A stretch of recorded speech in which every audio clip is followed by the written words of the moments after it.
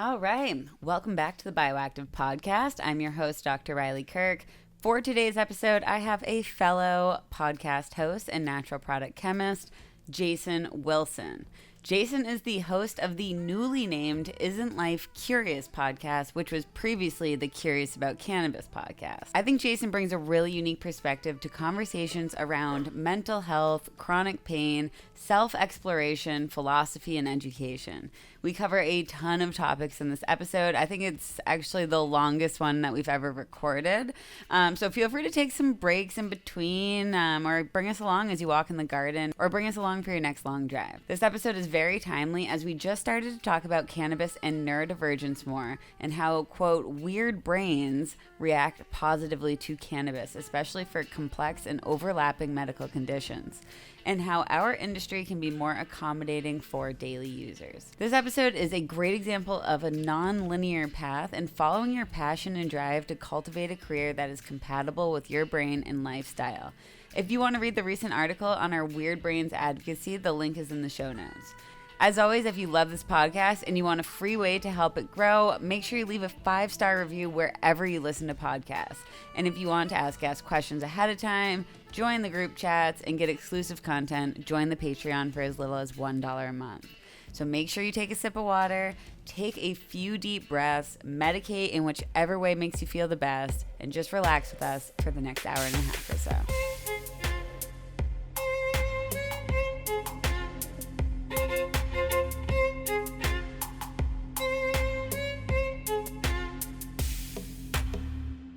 All right, well, we'll just get started then. So welcome back to the Bioactive Podcast. Today, I am so excited to have Jason Wilson on, who is a very talented science communicator, a cannabis expert, and a natural product expert. And he hosts a podcast called Curious About Cannabis that I'm a huge fan of, but usually we don't get to hear about Jason too much. So he's going to come on Bioactive today, and we're going to learn more about why Jason does what he does and just a little more about his history, his life, and why he loves cannabis. So welcome to the show, Jason. Thanks so much for coming on.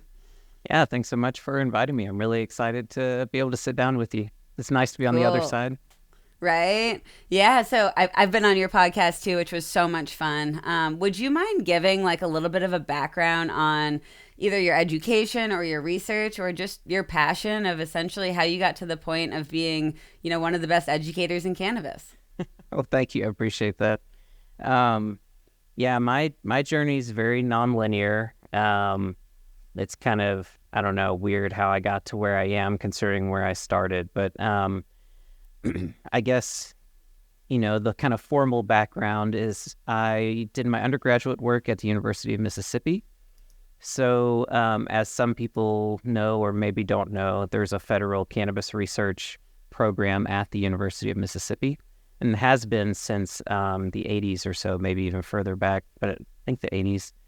And I kind of got lucky in the sense that I was working for the IT department for the school, just in between classes and things like that. And I always had a interest in science, but I wasn't even a science major at the time. I was studying philosophy and was really more focused on that.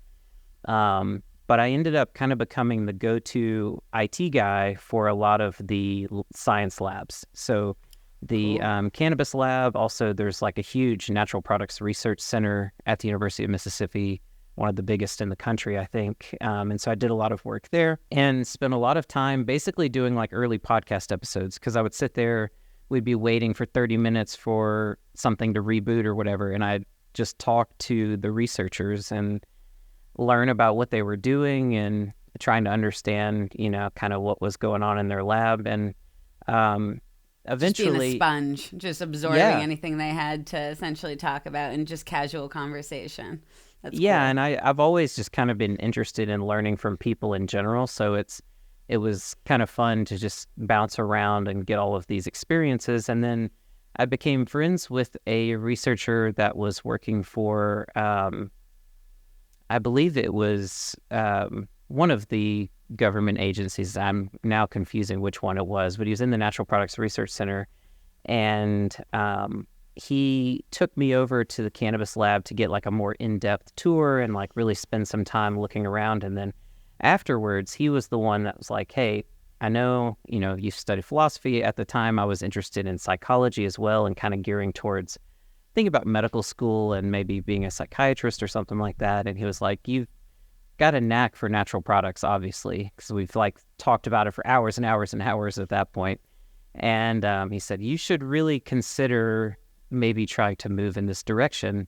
You'd probably really enjoy it. And at the time, I was just coming out of my philosophy degree, trying to figure out what I wanted to do next. And the idea of like getting into natural products seemed impossible. Like it was just there was no direct path to there from where I was. But what I was interested in was education, and I could see that there was like a kind of bridge between the two worlds through education. And so that's where I started to kind of think about, well, like maybe I could go to grad school for science education, be able to then do some research that way, and then get into labs and, kind of see where that takes me. And sure enough, kind of to skip a lot of steps, but in grad school, I ended up working as a botanist for a little while for the federal government, studying native plants all over Oregon. And I didn't know that. That's super cool. Yeah. It was looking back, it's one of my absolute favorite jobs I've ever had. So the whole job, I had a partner of mine that we would go into the field together, and we would basically get up early, and at like 7 a.m. we would go check out a government vehicle, go get one of their trucks. It was for the Bureau of Land Management, which has such a negative reputation. But in Oregon, the Bureau of Land Management does have a native plants department that tries to do good work. But tries to do good work. I love that. Yeah. Amongst all the logging and everything else, it can be really hard. There's a lot of competing interests. But we would wake up, go get one of these trucks, and then just try to drive off into really wild areas that are largely untouched by people, at least, with any frequency, and try to identify the plant communities, collect. At that point, there wasn't even like apps. Like you know how now we have like the Seek app where you take a picture and it's like, oh, this was clearly this plant. Like you had to like carry a Peterson field guide around with you. Yeah, we used the Jepson manual. Okay, cool. Was ours, and we helped contribute. All of our research that we did on that project contributed to what was called the Oregon Flora Project, which ended up creating an app to help you find populations of native plants in the state, and that was kind of fed into a lot of public data that then went on to iNaturalist and the Seek app and all of that sort of stuff too. So was there some plants that you couldn't release their location because they were too rare? Yeah. There were I know that there's plants and animals. Like we have a native population of like timber rattlesnakes here, but nobody knows where they are because they won't release it because there's only like 4 in the state, and you can't trust humans with anything. Anything scares. No, and it's, that was one really, really cool thing about the job is you got to go to places that most people don't get to go to see things a lot of people don't get to see because you just can't allow public access or it'll be destroyed. So there are definitely, my research focused on forbs, so primarily flowering, like wildflowers and that sort of thing, which funny enough translated over into cannabis later, in ways I didn't expect. But so me and my partner Mason, so it was Mason and Jason, going out into the field collecting plants. But we ended up setting some records. I think we hit like 9 ecoregions in 1 year and found a lot of rare and uncommon native plants around Southern Oregon. It was really fun. It's like a dream of any like natural products person to be able to walk around and identify wildflowers and go to these super remote places and catalog all these plants you've always wanted to find. I mean, it was a beautiful moment. And then there was this harsh reality check where I was like talking to the other botanists that worked at the BLM to see like what the career path was, and then realized that if you take any promotion from that starting position, you're going to be in the office in a cubicle for the most part, crunching data not really in the field working with plants a lot. Like that's just really the entry level botanists. That's what they're used for, is to actually get out in the field and do a lot of the hands-on collections and that sort of thing. And so I was like, well, that's a bummer. I don't want to do that. And I can't make like an entry level salary forever either. So that's what led me away from that job. But it was really one of the best jobs ever. But what kind of happened immediately after that was funny. I went into a dispensary to get my normal re-up and was talking to a bud tender, and I was like, hey, I have a science background, botany background. I'd also studied mycology. It's like, surely there's some opportunity in the cannabis industry for someone like me. And the bud tender there was like, well, funny you say that. Someone just dropped off these cards and they're starting a lab, so you should reach out to them. So wow, that's serendipitous. That's it was crazy. Awesome. Especially looking back and seeing, where everything's gone. I reached out to Dr. Anthony Smith, who was building a lab called Cannabis Research, and he had no employees yet. It was like just an idea, basically, that was starting to emerge, and I caught it right at the sweet spot. And then him and I got along really, really well together, became close friends, and then built that lab, and that led to everything else. We built Cannabis Research, and then we ended up he sold that lab to Evio Labs, and then him and I kind of helped build out Evio Labs for a while until 2017 or so, when I finally got out of the commercial cannabis testing side and moved more into like R&D and product manufacturing, formulation, and that sort of thing. Was that like like you wanted to leave the lab space? Was that something that you wanted that change in your life? It's just if you like creativity, you do not want to be in high throughput analytical testing. Because there's no room for it. It's, you really have to be a machine. You do the same thing over and over again as fast as you possibly can. And the demands of the industry were, we want faster turnaround times, cheaper prices. And it's kind of a failed system altogether. Like for me, when I look at commercial cannabis testing, and as someone who has tons of friends still doing it, the whole system is set up to make it where those that care anything about scientific integrity are already handicapped in the space, because the incentive is completely towards just generating fast, favorable results, really. And so it creates a lot of tension and a lot of like just really crazy experiences for someone not accustomed to that. I mean, it's just also volatile and interesting. But so I definitely was like, I want to run away from this and get away from that whole side of things and try to get to what I love, which is research and teaching. Research, yeah. I want to explore and experiment and talk about it. And have time to do it. Like if something cool comes up, you want to have time and the ability to explore that. That's like the beauty, especially with natural products, because you don't know what you're going to find, especially with so many different varieties of cannabis or so many different plants that you're looking at. You're going to find diverse, really cool things all the time. And if you don't have the ability to pursue that, your flame is just slowly going to go down until it's gone. Yeah. And there was a sweet spot before Oregon legalized adult use cannabis. There was a really cool sweet spot where a lot of our clientele was not just like companies, but they were patients that were growing their own and formulating their own products and needing very accurate dosing information.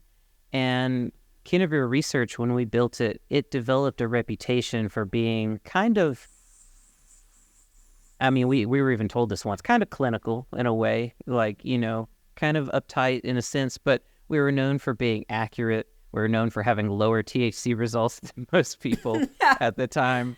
But when patients like really needed like serious information or accuracy, they tended to come to us, and we worked on some really cool projects and got to do that research and that fun, back and forth and to see the impact it would have on someone immediately, a patient is really dealing with some serious issues, and seeing, when you can really get those doses dialed in and those formulations perfected, just what it can do. And then when legalization hit, that all went away, and our clientele was just, companies that are, it just makes sense. That's just what happened. The industry evolved and changed. And so those early days when there weren't even testing regulations, and it really was just R&D and working with patients and working with companies that are trying to do new things, that was really cool. And then what followed after was not cool at all. And I didn't really want to have anything to do with that side of things. Well, it's a whole different world, right? Like the patient first perspective versus the profit first perspective. And you can't blame anyone for profits, because the margins are so small for everyone that unfortunately you're kind of forced into having that mindset. But yeah, it's different, and like the passion's different and the people are different. Just everything's different in that type of research environment. Yeah, no, absolutely. And it's still changing. Like, I talked to a lot of people that were working in testing labs back when I started, back in the early 2010s, when that was kind of all emerging, and they're all still interested, and like we all want to still be in it and involved. It's just, like I said, high throughput testing is its own thing. Once you establish the system and it's running full speed, that takes a special kind of person that can just crank all of that out every day, right. And that attention to detail. You had more passion, right? Because you were a medical patient too. Yeah, absolutely. So what year, or if you don't mind me asking, like how long have you been consuming cannabis? Has this been your medicine for a really long time? Or, was it when you entered a legal state that you decided to try it and it just vibed really well with your body? Or what was that like? Oh, no, it goes way back. So I think I first used cannabis when I was 16, I think, either 15 or 16. Funny enough, I'd been like studying it since I was like 10, because I'm a weird kid. And like now as I've gotten older and understand my brain more, I'm like, oh yeah, hyperfixations and all these things. I'm starting to better understand why. But to kind of understand my connection with cannabis, it kind of goes back a little bit to my family and my upbringing, because as a kid, I grew up in a household with two relatively like sick parents, just like a lot of health issues going on. And I wanted to understand what was happening and why. And my dad in particular, he dealt with a lot of mental health issues. And I spent a lot of time trying to read about the medicines that he was taking. And like prescription medicines? Exactly. Typically? Yeah. Okay. And trying to understand how they work. And that's how I started to get into like pharmacology and stuff, was through that. And then by studying the medicines he was taking, and then eventually studying like different therapies available and that sort of thing, I got into learning about psychedelics. And this is like before, I'm trying to think of the years here. This was right around when the internet first started to become available, widespread kind of. So like a lot of my reading was literally going to a library and pulling books, as hard as that is for people to imagine today. And then when the internet came on, that changed everything, because then eventually there was a site that emerged called Arrowwood, which if anyone is not familiar with it, it's an extremely valuable resource that collects information about drugs of all different sorts and medicinal plants and that sort of thing. And that's how I started to learn about cannabis, was kind of this route through studying my dad's medications, trying to understand how it affects his brain and his mind and behavior, then learning about alternative therapies, learning about psychedelics, and then learning about cannabis used in like therapeutic context. And all of that was when I was very young, and just sort of soaking all of that in. And but so your parents didn't use cannabis, or they did use cannabis? No, so I'm the adopted preacher's kid of a Southern Baptist minister. So my parents were very conservative. Yeah, not a lot of cannabis typically in those. No cigarettes, no alcohol, definitely no cannabis, no anything really. Um, so yeah, it was definitely an interesting situation because as a kid, I was reading about all these things that were very taboo. I was growing up in Mississippi. Um, I still have some of these books. I would steal books out of the school library as like a middle schooler. I still have like my book on hallucinogens and cannabis and a couple of others. Just trying to understand. And at the time, I didn't even have a desire to do them. It was just entirely just my brain fixated on what can help my dad and what's going on with the brain, and that led into questions about what is consciousness. And of course, being a preacher's kid, you're confronted with a lot of philosophical ideas quickly. So it all blended together. And then when I was 16, I tried it for the first time. I was a skateboarder when I was a teenager, so I banged cannabis for the first time? Yeah. Okay. And I was a skateboarder, so I ended up having quite a few injuries early on as a teenager, and messed up my spine pretty bad, cracked my tailbone, and then I was also in a really bad car wreck around the same time when I was 16, and had my first near-death experience then, and all of that swirled together to form the like perfect potion kind of to like stimulate a lifelong obsession around psychedelics, cannabis, consciousness, all of that. And I realized cannabis was helping with my injuries. It was also contributing to things philosophically, spiritually. I experimented with psychedelics before I even tried cannabis. So it was kind of all came together. Yeah. Was it mushrooms or was it other psychedelics? Let's see. So I think it gets a little fuzzy now. I think the first psychedelic I did was morning glory seeds because they were legal. LSA. Yeah. And so a buddy of mine went into a Walmart and just got all of the heavenly blue morning glory seeds he could find, and we smashed them up and put them into smoothies and drank them down. And that was my first psychedelic experience. It was very significant. We ate way more than the recommended dosage, I guess, of 10 to 15 packs or whatever. That's like an insane for a psychedelic to do. Like, that's wild. And I'm sure you did you know anyone who's tried LSA before, or like psychedelics? No. The only info I had was from Airwood. Like, wow, reading trip reports and getting a sense of what other people had done. That kind of helped me in terms of thinking about the delivery method and all sorts of other stuff like that. And then after that, I'm trying to think, we played around with mushrooms and salvia. Salvia was very big at one point, again, because it was legal. Plant.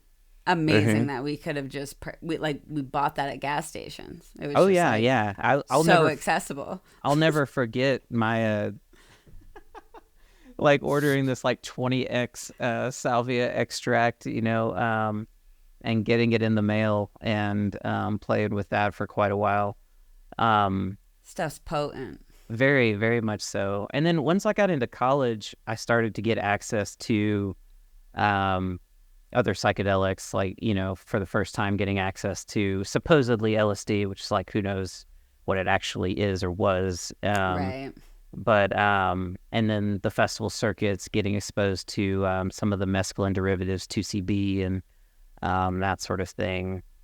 And then later on, I got into like more focusing on mushrooms. Once I had like experimented with a lot of psychedelics, I kind of honed in on mushrooms more being. Were you documenting your experience, or like, are there any ones that you like really gravitated towards during that, or any that you were like, that's not something I ever want to touch again? Like, how are you like, remembering these and like experiencing? Were they with friends, by yourself? I definitely kept notebooks. I have a whole big bin somewhere of notebooks. I've always journaled and written a lot. So, and I viewed all of these experiences as like investigations. Like I had already studied Alexander Shulgin and his approach to studying psychedelics, and I kind of modeled what I was doing off of that. So trying to rate the experiences and kind of chart out the onset and everything, put timestamps on everything. And so I do have quite a few experiences documented that I need to go through one day and kind of look through all of those again. I remember most of them. It's kind of crazy how clearly I can remember a lot of those experiences, but have forgotten a lot of other things. Do you think you were still exploring psychedelics at that point to learn like about drugs that your father was taking, or at this point were you kind of exploring your own brain and exploring yourself more? Yeah, I mean, once I had gotten into studying psychedelics and stuff, I was more on a philosophical bent at that point of trying to understand just the nature of consciousness. And that's when I was starting to think about, like, do I want to be a psychiatrist, or what am I, kind of doing? And, again, getting into college, I was starting my philosophy degree. So I was heavily, deep into studying a lot of philosophy of mind and metaphysics and stuff, like real classical philosophy and stuff, and Asian philosophy, a lot of religious philosophy. And so that drove a lot of that. I was also studying Thich Nhat Hanh's work in mindfulness meditation. Cool. And because I got into Thich Nhat Hanh like halfway into high school and then carried that all the way through college. And so it was all very much like inner exploration at that point, and just trying to get in touch of like what is it to be a conscious thing, and then also just trying to figure out what I was gonna do with my life, because I had a lot of different interests and was kind of being pulled in a lot of different directions, and wasn't sure what would be the best use of my time, essentially. So that helped a lot in gaining a lot of clarity around what I didn't want to spend my time doing and what I did want to spend my time doing, that sort of thing. Very cool. So did you have were most of these experiences alone, where you were kind of exploring yourself and doing things, or did you have like a partner in crime that you were exploring things with? Just curious about your kind of setting while exploring this. And because a lot of, when we think of college students or around that age, we think about like partying a lot, not exploring consciousness. So I'm trying to put myself in your shoes and see. I can give you a decent kind of visualization into my life as a college student. So a lot of times it was by myself, but it was sort of the apartment that my friends and I had was sort of a go-to apartment for hanging out and having parties and stuff like that. But I am a very, I get tapped socially very, very quickly. I like to be in my cave. I don't mind being around people, but in limited numbers, one at a time. Sure, yeah. So the whole social setting, you would see Jason retreat into his room and close the door. And so the partying would all be happening elsewhere. And then if you came into Jason's room, usually I'd be doing some interesting things in there kind of by myself.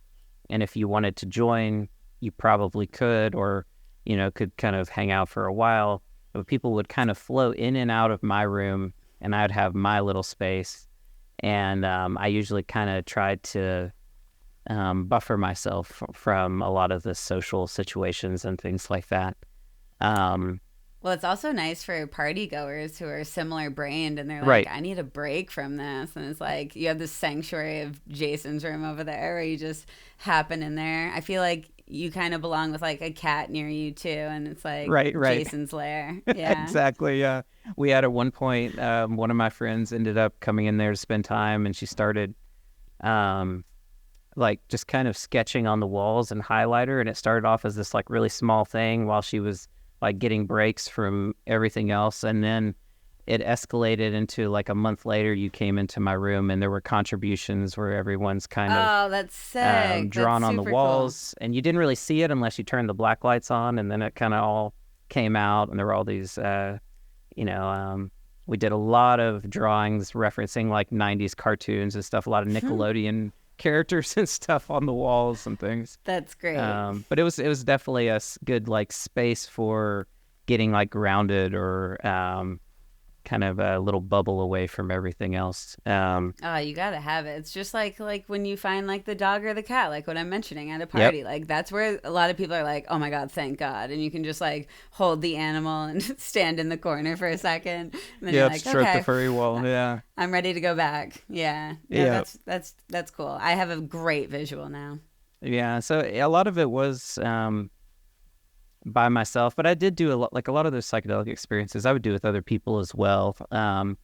It just kind of depended. I mean, there was a period of my life where I was probably, this isn't something I'm like necessarily proud of or saying you should do this, but there was a period of my life for about a year or so where I was tripping at least once a week, if not 2 or 3 times, depending on what the tolerance would allow. And it was just sort of a constant thing. And it got unhealthy at a point. And so there was kind of a grand mixture of different situations there, tripping with other people and different experiments by myself. It wasn't uncommon for me to like go lock myself in my room and disappear for 6 hours. Yeah.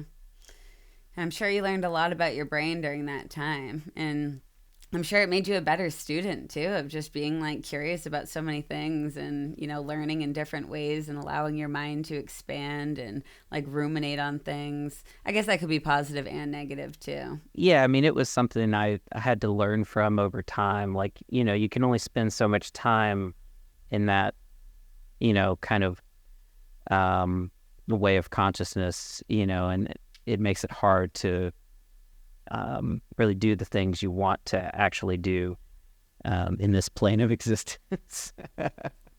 Yeah, definitely. Were you smoking weed during this time too? Like, was Yeah. that just yeah, okay. So that was just a norm between psychedelic experiences. Yeah, I mean, cannabis, once I was 20, I was a regular, everyday cannabis user at that point. Because that was around the time that I realized that, so with my back injuries, I started to have these incredible back spasms and debilitating, I don't even know how to describe it, these feelings that relate to the degradation of the nerves. And the only way that I can really describe it is it feels like millions of ants are like just eating away at your body. Very, very painful, very distracting, and depressing. And I got to a point where like I couldn't move. I couldn't get off the couch. I couldn't function. It was hard to just walk. And so I learned that if I was using cannabis regularly, those symptoms mostly went away. Wow. But if I didn't use cannabis, I literally couldn't. Within a day or two, I was going to be debilitated. And a lot of it had to do with like relaxing the muscles in the back, getting that nerve pain to dial down, and then like giving me the momentum of mobility to then be able to do yoga and things to kind of then help myself, after the fact. And so in my mind, that's when I became a patient, was at that point when I realized that and made the commitment that I was going to be using cannabis pretty much forever until it stops working, basically. And that was also when I decided to come out to my parents and tell them that I was using cannabis a lot. That was a fun... Yeah, I was going to say, based on the little bit I know about your parents, it seems like it might be pretty difficult.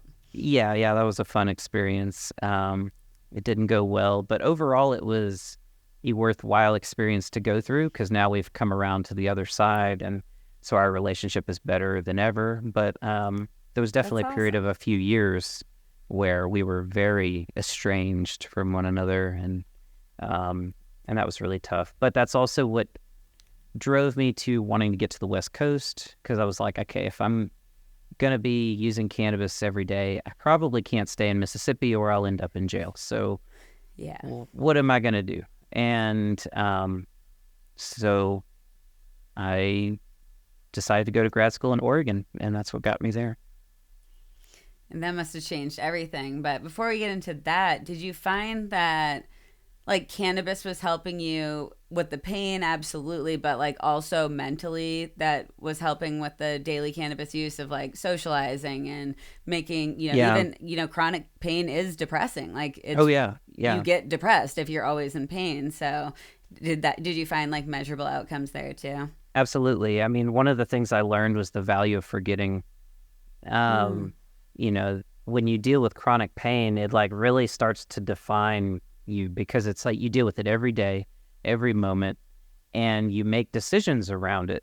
And um, being able to not only get some relief from the actual pain, but to sort of forget just the like of what you've been dealing with, and forget, and just be more in the moment. Again, coming back to the Thich Nhat Hanh and the mindfulness meditation stuff, that really played into this too, like getting back to the moment, back to the present, not getting so caught up in what came before or what may be coming after, and finding a much higher quality of life by trying to, continue to return to those moments. And it helps you leave your head too, right? Like if you're Yeah, trying to do something and your head's always like pain, pain, pain, right, pain, right. like it's always there. You can't leave the inside of your head because it's like you're always holding back something when you're trying to socialize or do something with someone else. So if that finally forgets, like you truly can just be in the moment. You don't have that little voice in your head being like, "Hey, by the way, this is uncomfortable." And it's when you have chronic pain, when the pain is slightly removed in any way, it's also energizing, because it's sometimes hard for people to understand if they don't deal with it. But when you're in a chronic pain state, it's exhausting, because like your muscles are always tense, your body's always signaling that something's wrong, and so you're tired a lot more so than the average person. And so when you're able to modulate that pain, you're also able to affect your energy levels, and start to, feel like you could take on more. And that was really important for me, because I'm an abnormally go, go, go kind of person. Like I just do a lot, and that's just how I am. And so if for me, getting slowed down is incredibly painful and depressing, because I know all the things I want to do or feel like I should be doing. And, so then not being able to do those things, and feeling that limitation is tough. So cannabis definitely hit things from a lot of different angles. And it's not just the pain relief, but like you're saying, there's the mental health aspect, and other sides to it too. And So, I tried a lot of other medications too, to point that out, and none of them had that kind of multifaceted approach to the situation, which is why I, made that commitment. that's interesting. Yeah. So you've tried a multitude of things. Before officially like completely committing to it, I had gone through a whole series of like drug trials to figure out whether it would be possible to treat my situation without opioids. Because luckily my doctor was not on board for opioids, which I supported too. It's like clearly chronic condition. That's not going to work. It's not sustainable, like But right off the bat. no, and obviously I have experience with them, but they just can't really be a reliable part of the toolkit. Not to mention opioids increase your sensitivity to pain over time, plus a lot of other problems that come with them. So, we tried, one of the first things they do is put you on naproxen, which is basically like a souped up aspirin. And, that doesn't do anything. Then they put you on varying forms of like these polypharmaceuticals that have mixtures of like naproxen and Tylenol with something else, whatever. And then they move you into like the muscle relaxers and off-label use of antidepressants for chronic pain. And, I went through all of that. Steroids, went through steroid treatments, even though that can't be used chronically either. Yeah, right. But Yeah. went through that as well. So I know what it feels like to try to treat the pain with all of these different types of medicines. And Just out of curiosity, did you try any like traditional Chinese medicine, like acupuncture, gua sha, Reiki, like those types of treatments? not early on, I mean, primarily because that kind of stuff was not really available where I Yeah, was geographically. I that tried makes sense. massage, like basic deep Okay, tissue yeah. massage, that sort of thing. But then once I got to Oregon, that kind of stuff was a lot easier to then get a hold of. Yeah, so before going to Oregon, was like, did you have any knowledge on weed? I know we were missing a lot of research on weed too, but hmm like, was weed? Like, So, it's just one type of weed? um, to an extent. So for me, it was kind of funny. When I was in high school, I was in a debate class, and our big like project in the debate class was all about cannabis legalization. And me being the hyperfixation nerd that I am, I went crazy on that project and had like a whole expandable folder of research that existed up to that Wow, point. that's like radically convenient. Yeah, that's cool. Right.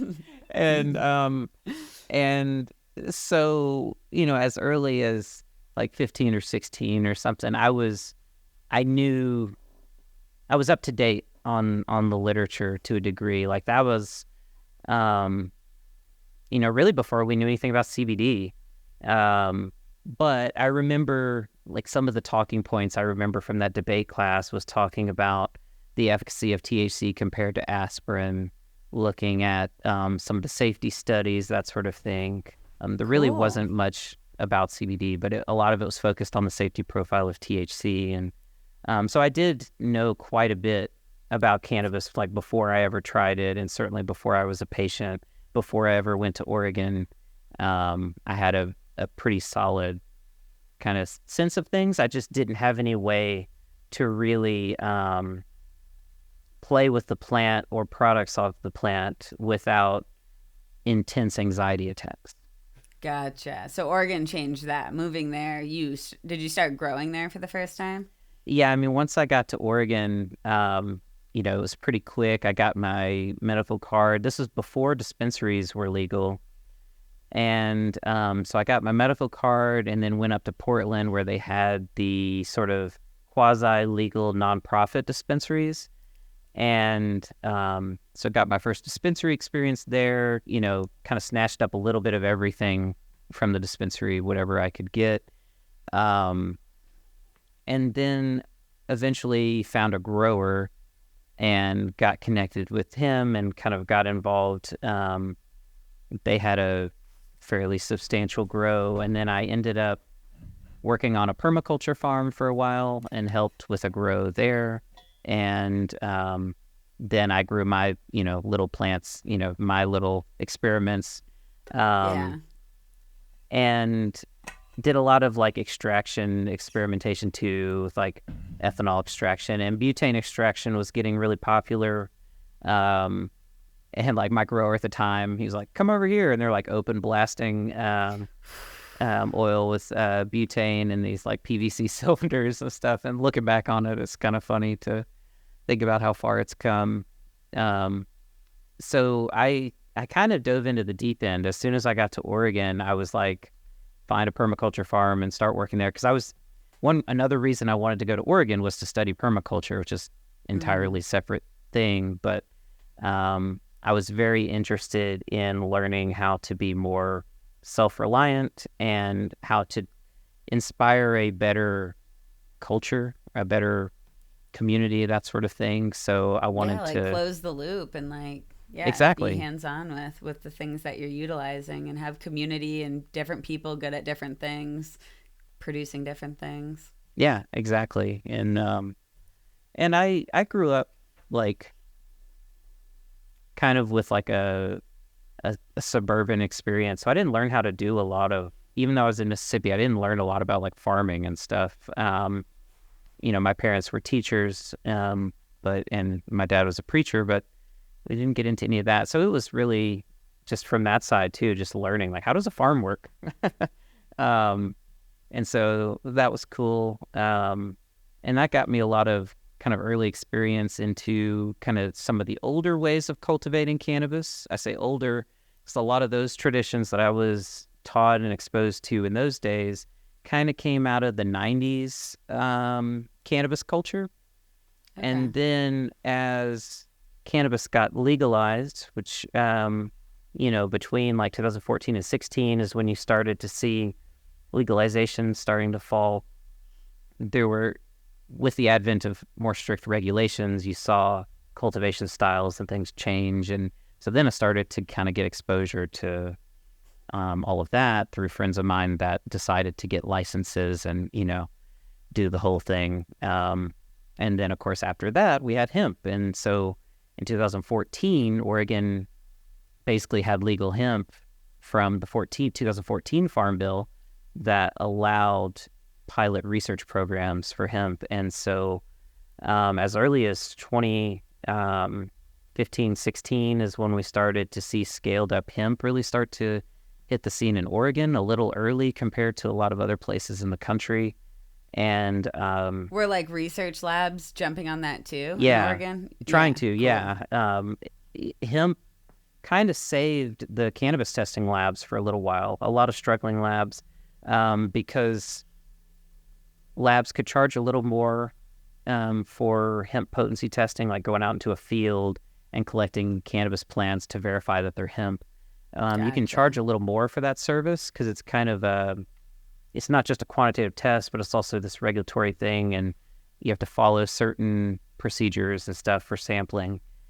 And so there's a little bit greater margin there. Then there were more, the regulations were more loose compared to dealing with medical or adult use cannabis and dealing with metric, seed to sale tracking and all of that sort of stuff.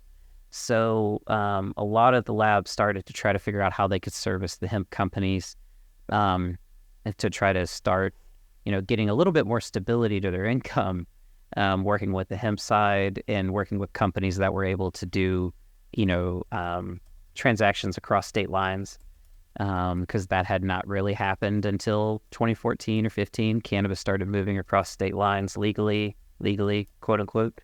And so, yeah, I rode through all of those kind of waves of the changes of the cannabis industry, and I was doing things in labs on different sides, like, obviously the cannabis testing side, but then I also went on to work for a company that was like a vertical operator on the hemp side for a while that had a 5-acre farm, and they had, a processing lab, extraction lab, formulation lab, R&D space, cool. Packaging. They were selling their own stuff. So I helped build an R&D lab for them, and we did some research projects, and, really got to play a lot with a lot of things through that as well. Again, being kind of freed from a lot of the limitations of seed to sale tracking and all of this burdensome stuff, and just being able to, again, go into a lab and just play. And, no better feeling. Yeah, it was amazing. And that was cool for a while until the CBD market kind of started to crash, and then money got tight in the hemp space for a while, and so then we, things kind of changed a bit. But it's been a journey for sure. Man, has it ever? You've seen such ebbs and flows. What year did you start your podcast? Just out of curiosity. So I started the podcast technically in a sort of pre-prepared in 2018. That's when I published the first edition of the Curious About Cannabis book. And then fantastic resource. Like, I keep it on my desk. I think it's great. If anybody's looking for like a comprehensive book to go into cannabis, chemistry, pharmacology, extraction, literally everything, Curious About Cannabis book is amazing.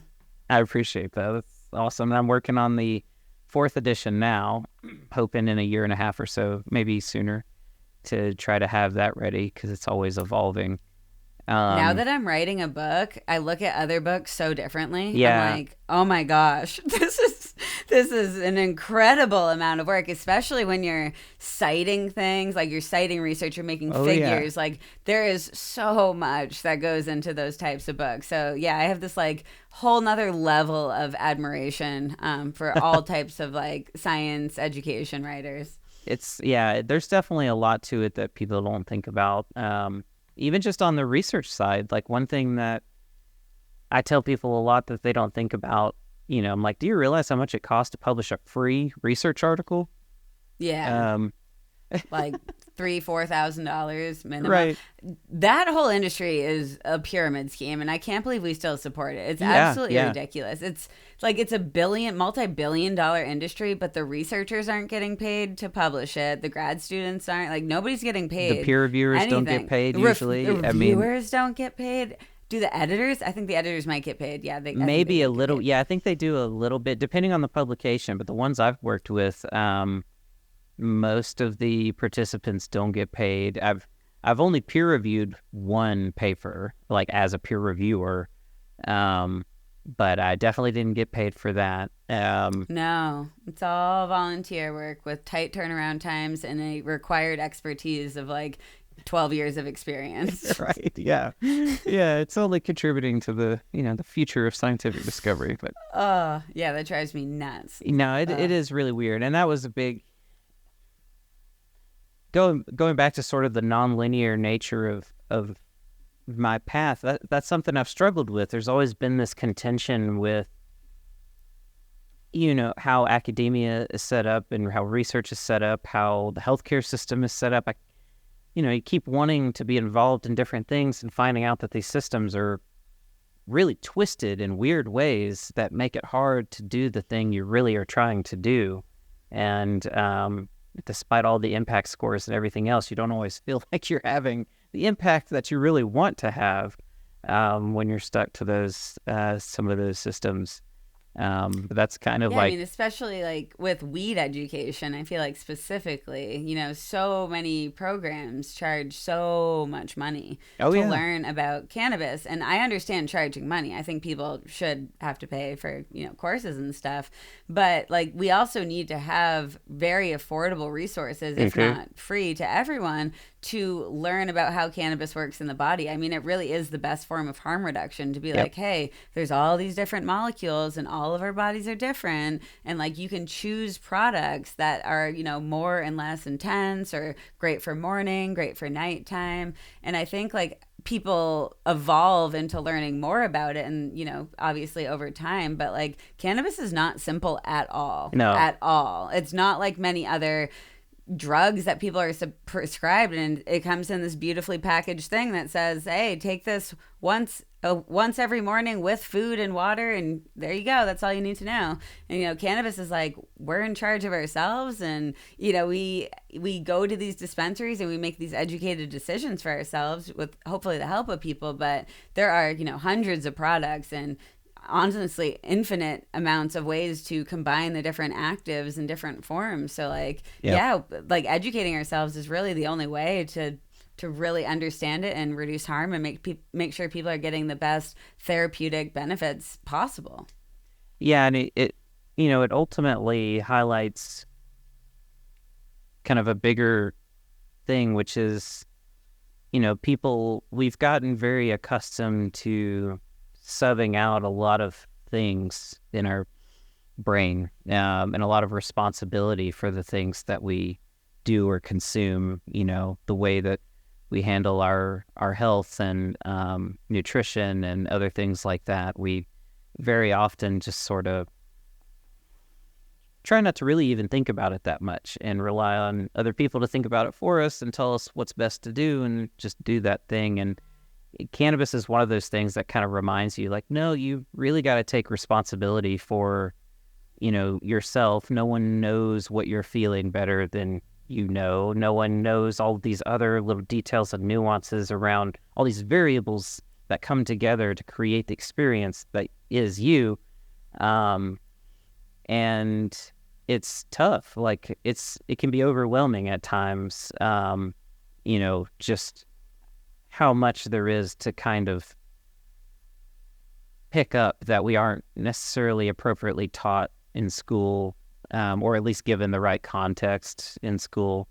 One of the reasons I started Natural Learning Enterprises was because I get frustrated looking back, thinking about all the things I wasn't taught in school, or, that the emphasis was so much on trivial knowledge and passing on tests. sp2 orbitals and not how Yeah, drugs work in the brain.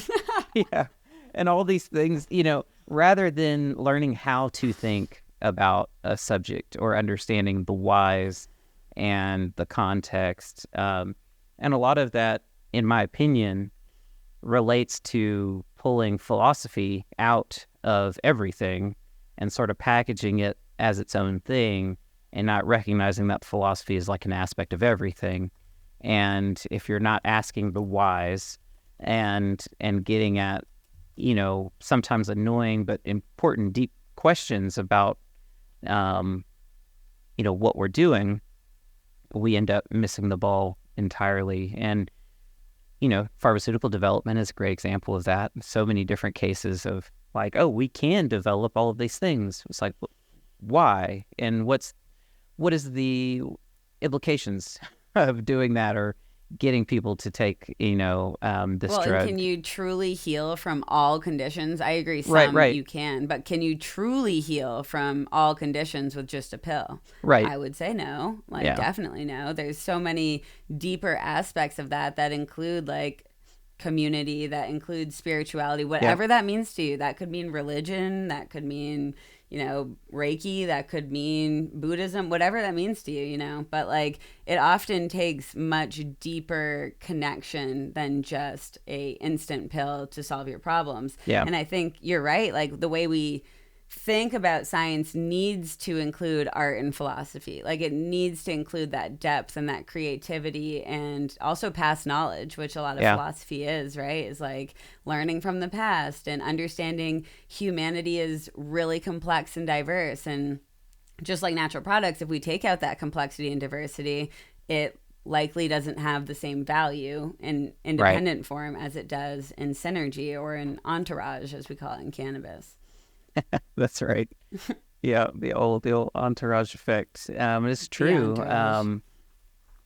It's something that we see right now in cannabis, particularly on the hemp side too, that there's this push for a lot of products that have a lot of different, these different isomers of THC and things in them, and not a ton of like critical thought about why we need them, or what they're really contributing to or helping or not helping with. It's kind of like the old Jurassic Park sort of thing. It's like we spent so much time thinking about what we can do, we didn't think about why.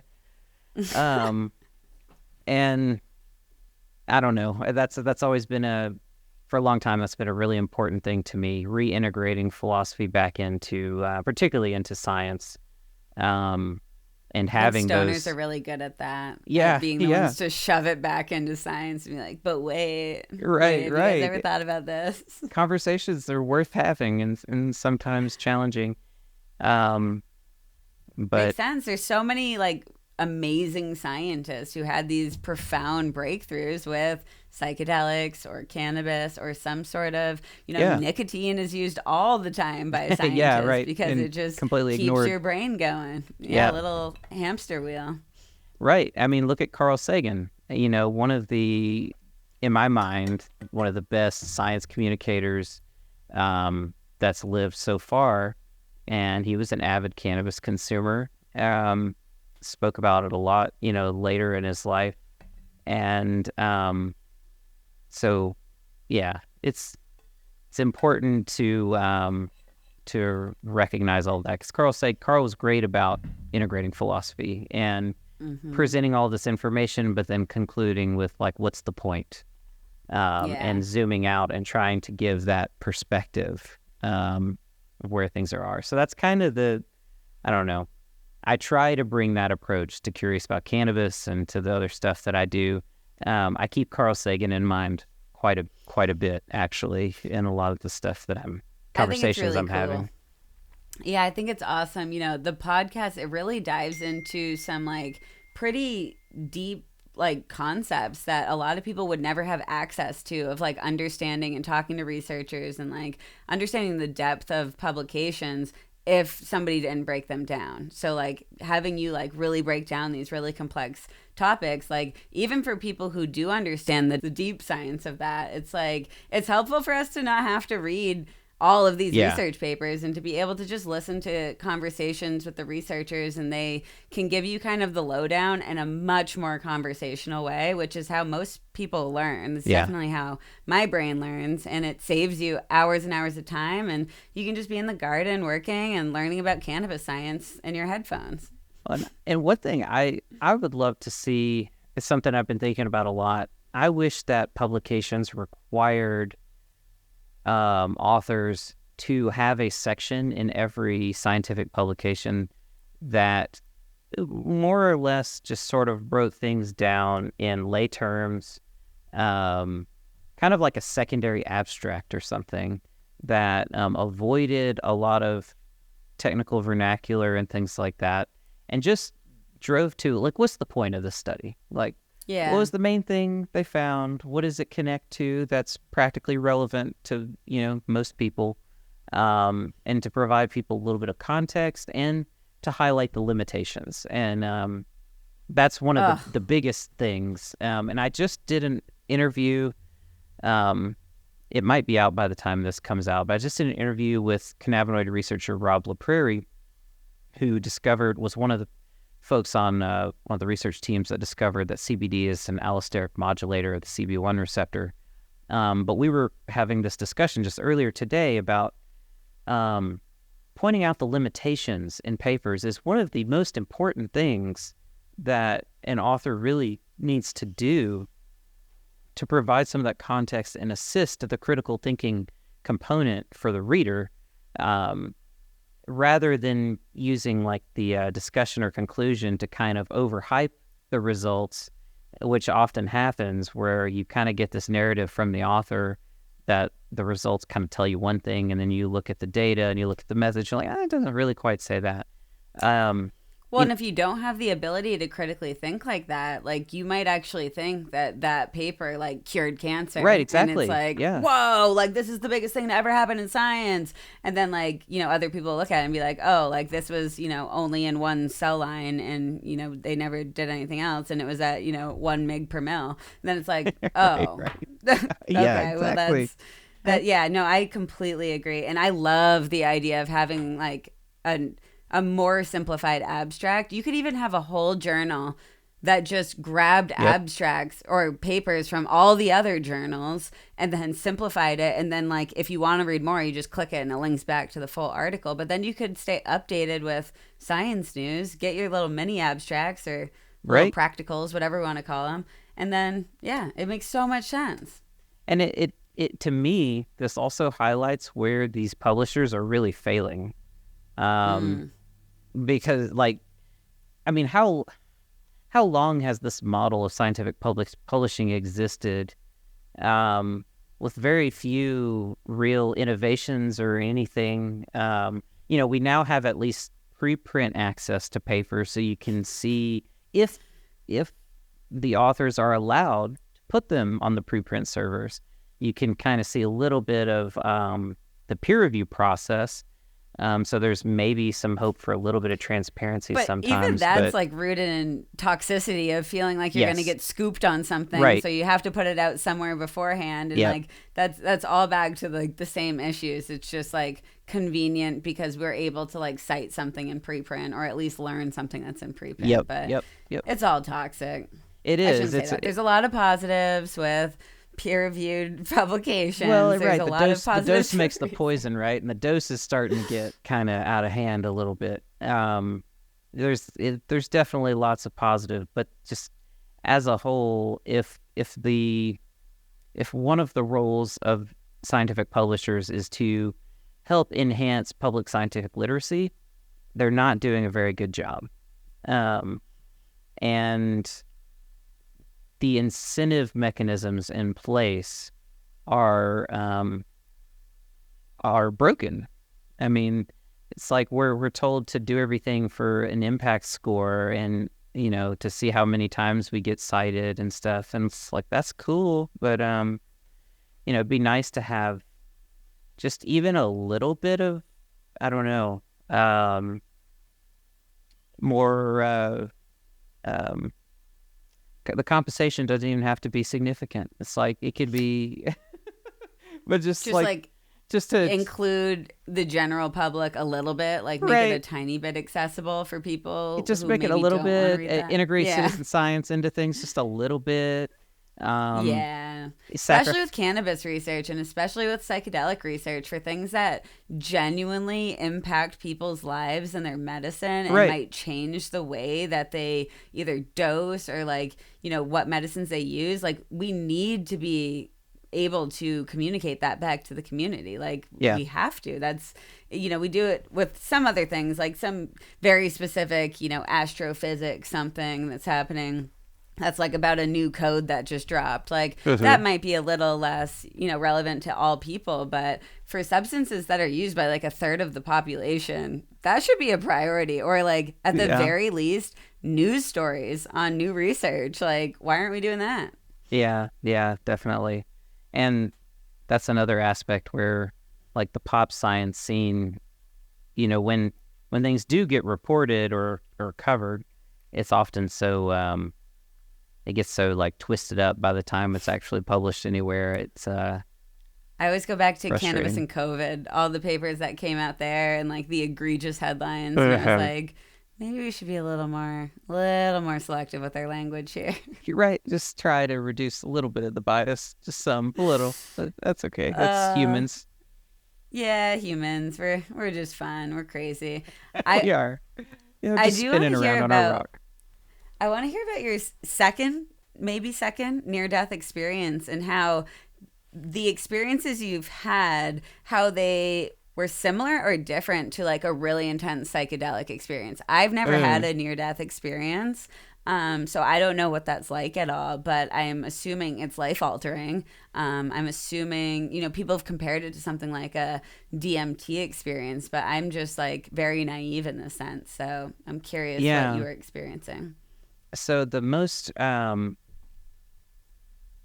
impactful one I've had, so I've had a couple through my life, and to sort of back up and define a little bit, a near-death experience, this is basically, your body thinks you're going to die, and so goes through some basic preparations to sort of shield your consciousness from the experience of death. That's sort of what's happening. And so the first time I ever experienced something like this that I can recall was when I had that really bad car wreck that I was mentioning. Mm-hmm.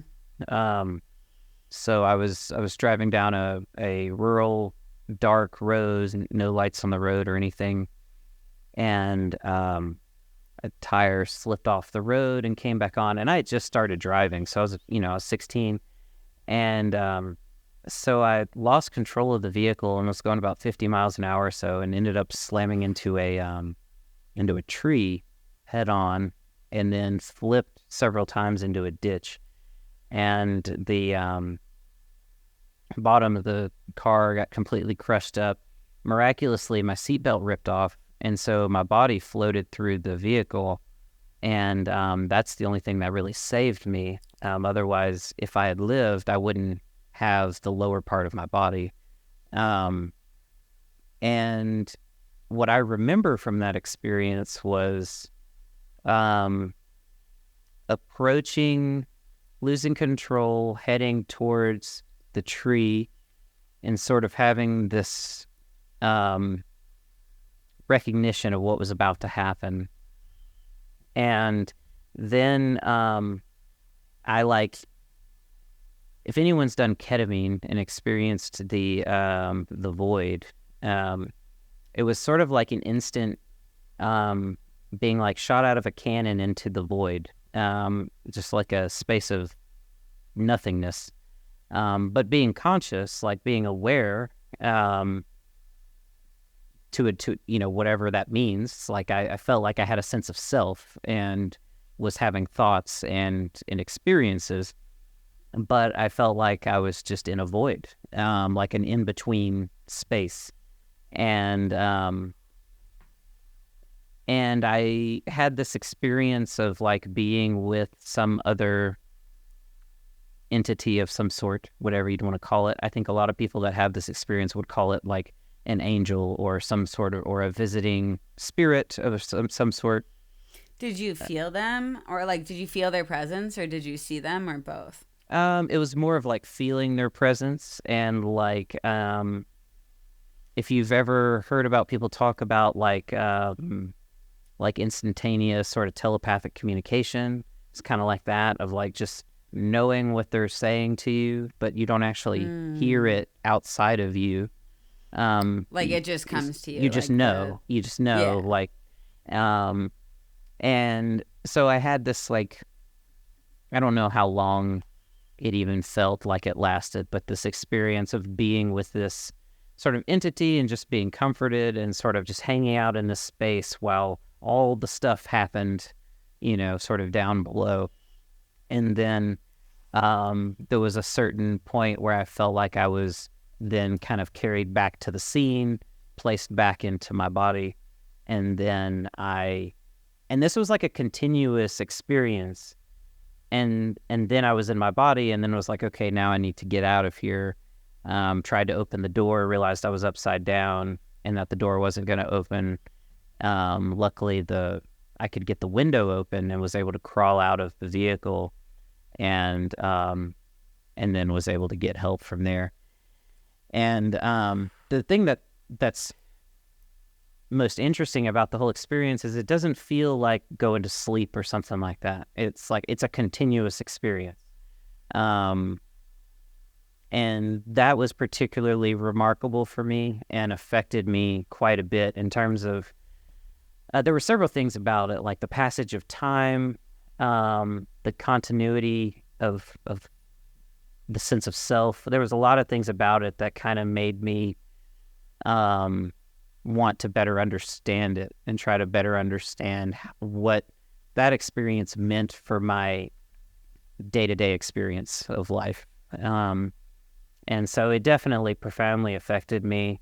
I was already into like philosophy and stuff before then. After that, it, went to a whole new level in terms of, so I didn't mention this earlier, but one way that I read so much of the stuff that I read was not just the library, but it was also, if anyone remembers Borders from back in the day. So Borders Books and Music? Yeah. The chain of stores, they were one of the first stores that enabled you to go online and choose just about anything you wanted, and they would order it and then hold it for you, and then you could pick it up. And Barnes & Noble didn't have that at the time. A lot of places didn't have it, but Borders did. And it was a really janky kind of way the website was set up, old internet. And all these psychedelic books, that's how I got them, was on Borders through using their like little program. So I could, once I figured out. Did you order the P-Call and T-Call? Those I actually found in a Memphis bookstore, this used bookstore in Memphis. I wish I remembered the names of the couple that ran it, but they were super cool. They had met Timothy Leary, and we talked about that for a while. Wow. But I actually found T-Call and P-Call at a used bookstore in Memphis. Picked that up there. Man, those are expensive books too. So yeah. That's pretty cool. Yeah, no, that was like, to me, I was like, this is meant to be, because there'll be no other way I get these books because they're too expensive. Yeah. No, I haven't purchased them yet. I just rented them from a library as well and read them that way, but I need to still add them to my collection someday. I'm hoping if I go to enough bookstores, one will find me like yours found you. That's right. Yeah, it will. I always feel like there's that moment when you find a good book and you're like, okay, yeah, this is meant to go home with me today. Meant to be. And for anyone who doesn't know, that's phenethylamines I have known and loved, and tryptamines. What's the second? Tryptamines I have known and loved. Yeah, and it's an amazing book, just talking about the synthesis of these drugs and taking the drugs and how they felt, and like the entire process at the Shulgin farm of psychoactive drug exploration. It's pretty amazing. There's a lot of crazy history in that they even published some of their research like in peer-reviewed journals, and we wouldn't be able to do that anymore. But pretty awesome renegade time. No, I was Alexander Shulgin is a huge inspiration to me for sure. I love watching his old lectures and things on YouTube.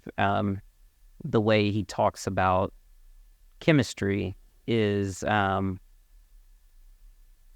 he reminds me of oh gosh, I'm gonna forget his name now. I'm so bad with names. There's an old physicist. This is how we started our conversation. I know. We're There's so an bad old physicist names. from the 40s that he reminds me of. But you can tell that he can like visualize these things so well in his brain. The way he talks about it is so casual that it's inspirational. So if anyone hasn't Well, he had watched, such a different like relationship with drugs than most people do, especially most chemists, especially synthetic organic chemists.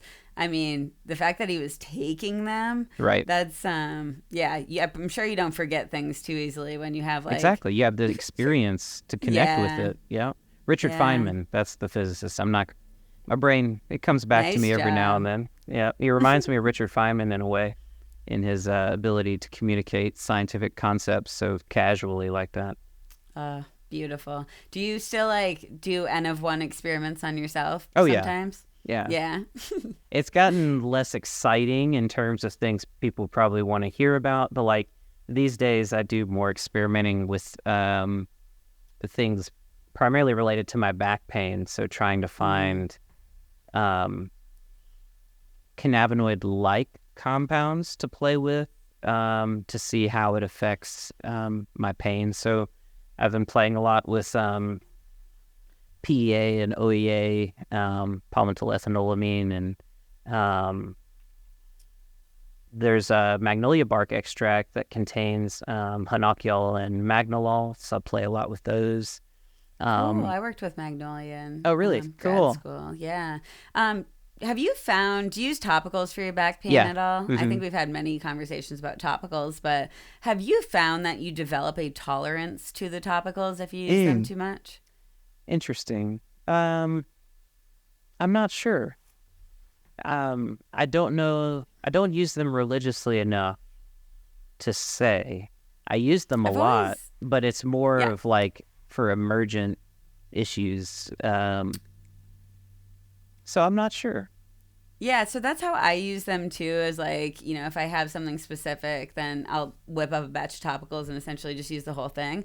But for like my grandparents and some other people who have like chronically used high doses of topicals, they do say like over time, it seems like the products aren't working as well. And I'm like, I think you might need a tea break. Right. From your topical, or like, at least change the, that's me. I'm the formulator. So like I could change the formulation to either have different actives, different ratios, different concentrations. But it's something I'm definitely learning more in the topical world that I never thought about up until the point of like really dealing with people's chronic pain, like personally with them.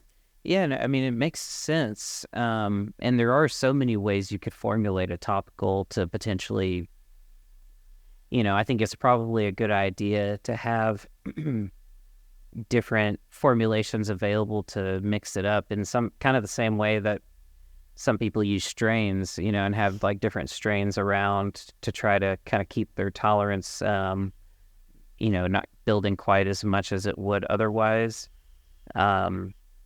But yeah, I need to ask some of my patients that use it like you're saying, like every single day, what they're noticing. Now, I do have patients that sometimes get high off of topicals, and that's something that is always interesting to see. And it's interesting, and it's really that is interesting. It's really like it defies expectation sometimes. Like I used to think I could predict it. Based on how old somebody was, how thin their skin seemed to be, what medications they're taking, that sort of thing. But then I've had some times where someone who's, basically my age is like, yeah, I got high off a topical. I'm like, okay, well, that changes how I thought about this a little bit. And I think some of it So that means relates. they would test positive on if the topical, that they would test positive. So Right. that's interesting. I gotta look into that because I've been telling people that nobody's ever like tested hot from topicals, and that would be false. Yeah, So, I mean, I usually say it's extraordinarily uncommon. okay. Now whether they would, whether it's built up enough that they're going to test positive or not, who knows? Oh, well, I will say from working for the hemp company, it does happen. I know I've had at least one or two reports that I've seen where they have tested positive on a drug test after like long-term heavy use of topicals. But again, extraordinarily uncommon. I would venture to say very rare. But again, I don't know completely because I don't have all the data. But just from what I've seen, there are some people, and I wonder, how it relates to several things. Like, we pretend like everyone's skin's the same, and it's not. And so there's all sorts of different variables there in terms of how the basic components of the skin are structured, what sort of oils are on the surface of the skin, what potential, basically like what is the skin's kind of natural transport capacity. No, and age was such a good thing to bring up. Like, aging skin is so much thinner than younger skin, and then even just like the level of hydration and how well your skin is moisturized. Yep. If you break that skin layer, I mean, you have crevices in your skin, which things can definitely get deeper than normal. And that's interesting. That'd be a really cool study of like different skin types and different levels of like compromised skin and the permeability of topicals. Yeah, no, it's something I've thought about for several years. Like, it would be fun to really investigate that to the level of detail, to kind of map out all of that variance. There's been a little bit of work on some like just skin tissue, samples and stuff. But, even like that research is funny because I know from working in the testing lab and testing so many transdermal patches, most of them don't work very well. So even though some of the studies on some of the skin tissues and stuff that we've seen that, show that theoretically these cannabinoid transdermals ought to be able to be formulated to work well, most of them that I've seen hardly pass anything from the patch, even onto the skin. Most of it stays on the patch. Dang. At that's least, pretty bad news. And again, that's products I've tested over, since 2013 or so. There are always good ones out there that are formulated better, but just on average, most of them don't seem to really be that effective.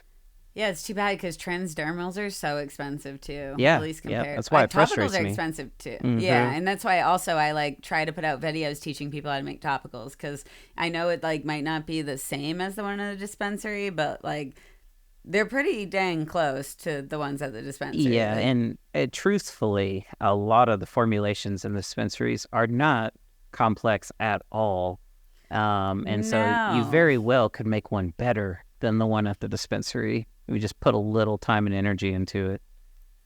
Yeah. I have a YouTube video if anybody wants to make their own topicals. I make my own. I highly encourage people to do it. Yeah, or just as we talk about, like add in oil to other topicals and then rub it in, and then you get the oil on your skin. That's right. Win-win. But yeah, don't pay $80 for a topical. That's redonkulous. Yeah. Are you doing any like research currently? I know that you're writing something cool about flavonoids and flavorants, but I don't know if you can drop that yet. I can always edit this out. Oh yeah. No. So lately, it's been interesting. So I'm always doing a bunch of different things, and it's kind of a mixture of things. But there's several like education and writing projects that I'm working on. Doing some writing stuff with abstracts, talking about some more things around flavorants, trying to help people understand the difference between flavorants and flavonoids and that sort of thing. That article should come out maybe by the time this episode releases, because I think it's due to come out within the next month. I'll actually find out about that here in the next hour. And if not, we'll definitely share it on the Bioactive Instagram and on my personal Instagram Thank too, you. and on your Instagram, I'm sure. So yeah, follow any of us, and you'll see. You'll get to it. Yep. There's a series of research studies I did several years ago that I'm still trying to publish the results from, that will be interesting to anyone who likes to make tinctures at home, because I've done quite a bit of research looking at extraction efficiency among different tincturing methods. Ooh, give us a lowdown. How should we be making tinctures? So one thing is, the first thing that we published on, what was it, 2022, I think a study came out. We released just a little bit of data from a very simple study we did. It was a very opportunistic thing where we were just like, let's try to replicate, the resources someone has in their kitchen. Let's say they're making cannabis tinctures, and let's assume that they're exposed to traditional tincturing methods like maceration.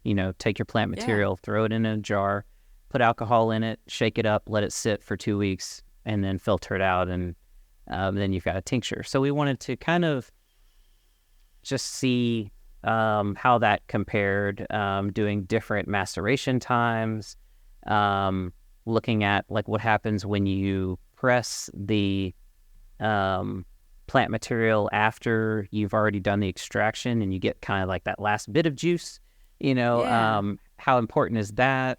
All sorts of little things like that. And were you looking at like real tinctures, so only alcohol based, or were you looking right. at These were oil? actual, because in cannabis we call tinctures like essentially anything in a dropper bottle. So often that's like MCT oil based, or maybe a different type of oil. But you're looking at just alcohol. Yeah, right? we're looking at true tinctures, true alcohol tinctures, and this first study we published on compared maceration techniques against percolation techniques, and percolation would be like how you make coffee, essentially. You have your stuff you're trying to extract, and you're drifting water through it and collecting the liquid, below it. In the context of making a tincture, what you do is you have what's called a percolation cone. And what we did is we wanted to show people that you could make one at home. So we took a Perrier bottle and we scored it and broke off the end and flipped it over and made a percolation cone out of the Perrier bottle. That's sick. And yeah, it was cool. It's very, like, anyone could replicate this, assuming you have access to a testing lab.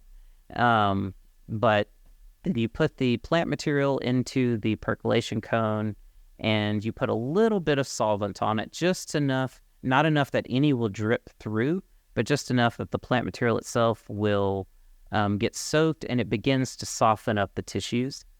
And then you pour your alcohol, kind of a steady feed on top, and then let it drip through. It takes about an hour to process. I'm trying to remember the amounts. It's been a couple of years now, so I don't remember the exact amounts we're using, but it was somewhere around an ounce or something of flour material. Okay. And so we wanted to look at that versus maceration, doing like a 1 hour maceration, a 1 day maceration, a 2 week maceration, a maceration with and without pressing the plant material after. And what we found was the percolation method was way better than everything else. And that it resulted in the most efficient level of extraction for CBD, at least, which was the main thing we were monitoring. And that you would get that efficiency in a faster time because it only took an hour to do. And you didn't in have... the lab, would that be closest with like a soxolate extraction method or do people use percolator extraction methods typically? It's rare. When we started working on this, we tried to ask around to a lot of labs to see if any were doing percolation, and we couldn't find any. that were really taking it seriously. So Right. that could have changed, over the last several years, but that was the case when we were doing this. And the thing that was really interesting about it was that the only maceration technique that compared to the percolation technique was the one where we did I believe it was a 1-day soak, and we pressed the material and then mixed it all together. And we could get, if we did that, we got somewhere to 70 to 80% of the CBD that was in the plant material made it through into the tincture. That's pretty good. But you'll get the same if you do a percolation straight up, just a single pour through, one treatment, no pressing. You'll get the same extraction efficiency. So that taught us that in general, if you want to make a really awesome cannabis tincture, just make a percolation cone, follow the method we did in that paper, and in 1 hour, you'll have something better than, what you could potentially spend days or weeks on.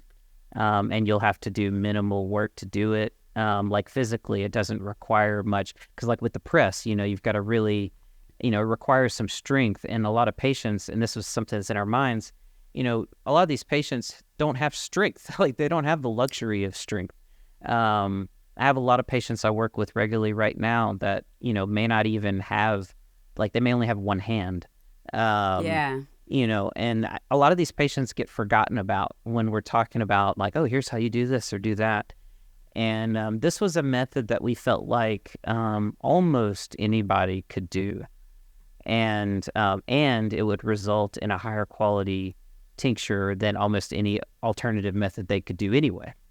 And that's really cool that you were thinking about that the whole way, because I mean, I have both my hands, but I recently had a pretty bad cut on my thumb, and I had a fully different outlook on a lot of cannabis products after this injury. I mean, grinding weed was probably the hardest part. Like it hurt to do any of that. So I would just like find something sticky and like, use one-handed, but obviously you can't roll up very well, and it hurts if you do.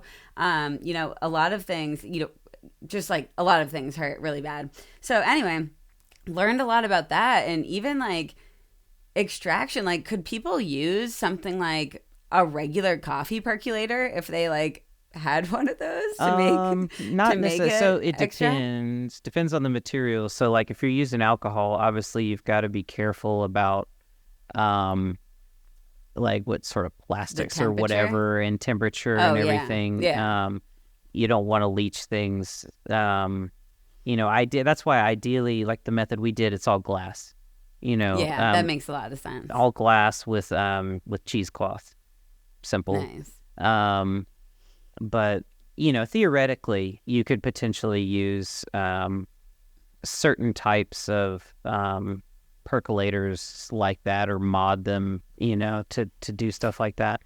I feel like people are willing to make their own products at home. They just need like a protocol, like what you just said. And I mean, and so again, going back to what I was saying about how expensive it is to publish free papers, this paper is available for free. It was a pain in the butt to get it all done and over the finish line with no budget, but we did it.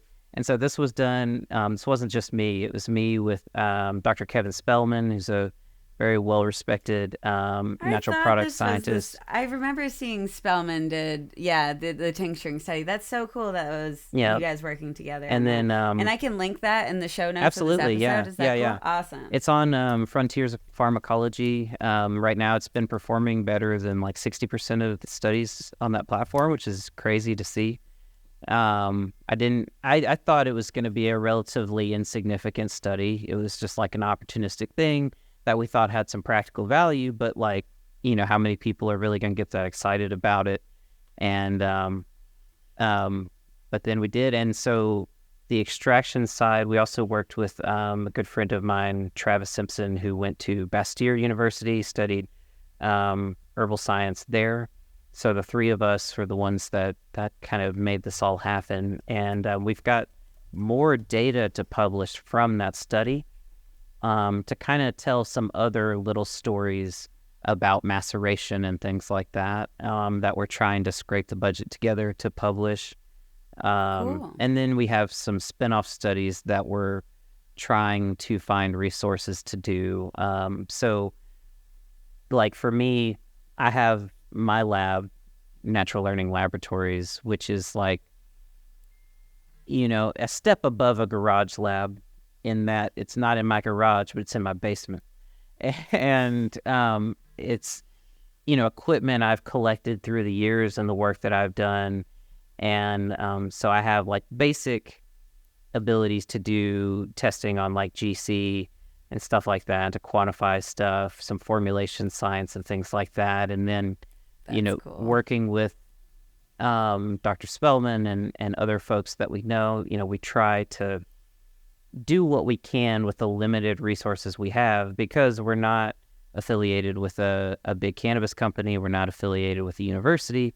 It's literally just us trying to do stuff, which I know you can relate to very well.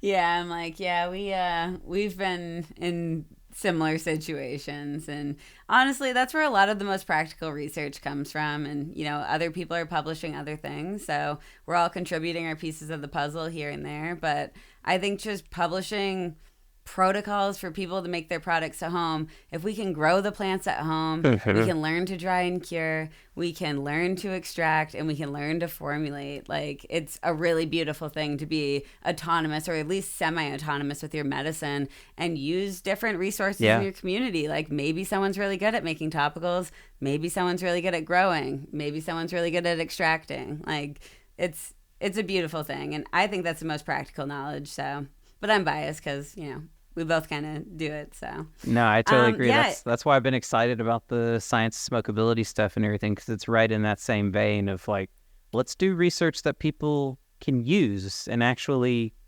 work with in a meaningful way, like immediately, and not. I mean, the other stuff is important too. It's all important, but that's what gets me really excited, is finding ways to really help patients primarily. Yeah, no, me too. So speaking of helping patients, like, what resources do you currently have if anybody wants to take a course with you, learn from you, learn with you? I know we talked about the Curious About Cannabis book. I know we talked about the Curious About Cannabis podcast, but I know you have a billion things going on. So totally, yeah.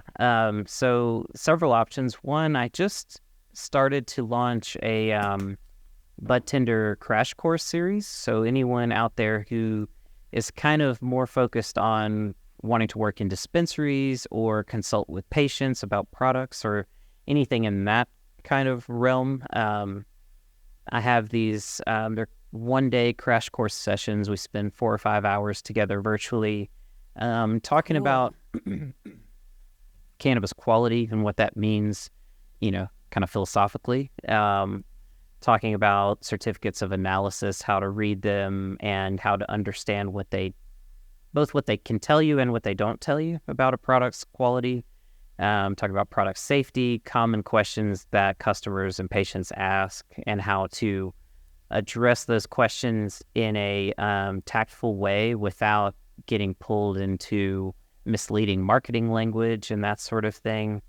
And this is all stuff I can relate to directly, because over the past 6 or 7 months, I have been a bud tender part-time, which has been just in many ways an amazing experience, and also one that has made me further frustrated with how the regulated cannabis industry is kind of rolling out. But a lot of these new courses around bud tending come directly from my experiences as a bud tender, as this like bud tending scientist trying to make sense of a lot of things. You'd be the best bud tender. I mean, you're a medical patient, you have extensive background knowledge, and like, you know a lot about, and you use cannabis. Like, I would kill to have a bud tender like you. I'm sure most people would. I definitely think it's very rare to find someone who is a patient, a scientist, and a bud tender all together. I think probably extremely rare.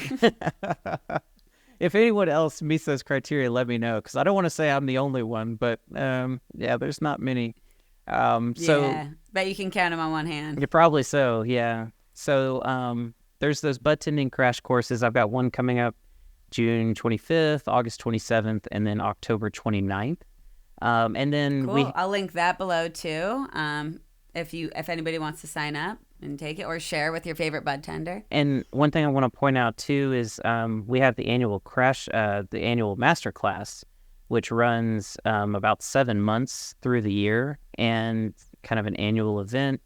And anyone that attends the bud tender classes, they can choose to apply what they spent on that bud tender class as a credit towards the master class if they decide they want to like move on and jump into the deep end really and do the master class. They can use the bud tender class as kind of an onboarding ramp for that, to try to make that accessible. It's a great idea. And the master class is awesome. I encourage anyone who's, really interested in understanding all of this nuance and all of the complexity around cannabis science and cannabinoids, endocannabinoid system. To my knowledge, there's not an event or a course really quite like the master class. It's really kind of like attending 2 semesters of college, essentially. Because we run, like I said, 6 or 7 months. It starts in March, goes all the way into September. And it's fairly intense. And I've had a lot of students tell me that it's like the most intense cannabis class they've ever taken, but also the most rewarding.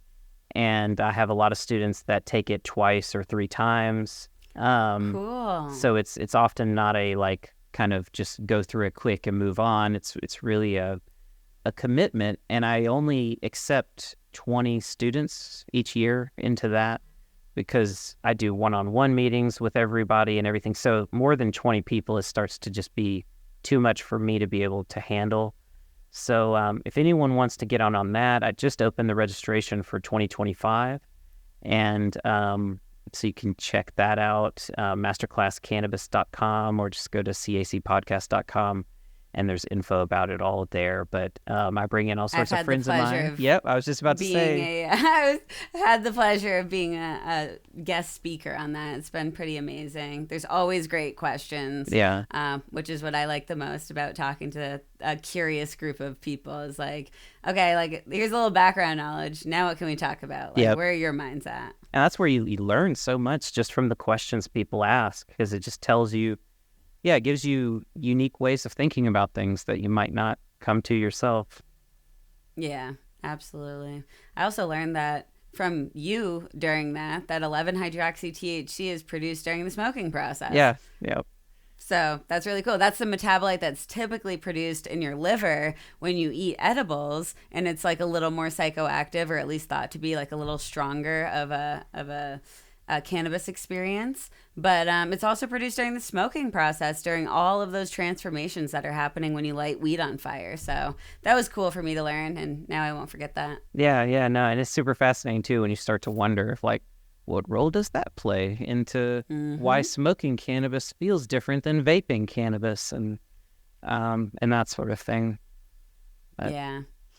Well, awesome. Thank you so much for telling us just about your life and your story. I've learned so much from you, and we've had many conversations in the past, but I'm sure we'll have more in the future too. And I think your anecdotal stories and your journey will help a lot of people either, navigate themselves, or just know that, there's other people in that journey. So thanks for taking the time, and really appreciate it. If you have anything else that you want to kind of shout out or mention or make sure you include, the floor is absolutely yours. So feel free.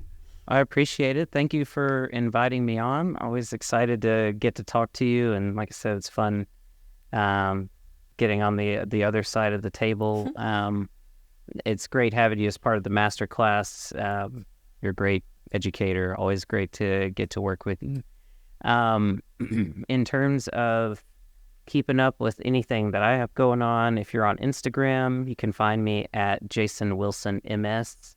And I promise I'm not too cocky about my degree, but I have one of the most boring names in existence. So the only way I can differentiate myself from all the other Jason Wilsons is to throw my MS on there. Fair. That's fair. So it's just one of those things. But I've actually been threatened by another Jason Wilson because he's upset that I've gotten the tiny bit of notoriety that I've gotten online, because now people think that he's the weed guy. And like Oh my he's a gosh. fairly established author, and it's like, stop it. How can I stop this? I'm like, I don't know. Oh We my both have common gosh, names, that's so what can you funny. do? Um, Yeah, that's a tough one. It's a pretty common name, I'm sure. I'm sure if you like Facebook Jason Wilson, like 5,000 people come yeah. up. Oh yeah. Yeah. Absolutely. Which is, in some ways, I like that. It gives me a little bit of a buffer. Yeah. But yeah, Jason Wilson MS. My website's jasonwilsonms.com. If you want to learn about, not just curious about cannabis, but like my education work as a whole, you can go to naturaledu.com and you can see some of the different projects that are kind of ongoing. There's Curious About Cannabis, but I have one that's called Toadstool's Treasures. It's all about mycology for kids. And there's Isn't Life Curious, which I'm actually going to be rebranding Curious About Cannabis podcast to become the Isn't Life Curious podcast soon. Hopefully try to Cool. escape some of the algorithm demons. And then if you want to focus on Curious About Cannabis, that's cacpodcast.com. You can find us on YouTube and all of the other places. And yeah, I think that's about it. I appreciate it. I've enjoyed it. Cool. Me too. And thanks again for taking the time. Really appreciated it. And mad love to all listeners. We'll catch you next week. Sounds great. Stay curious.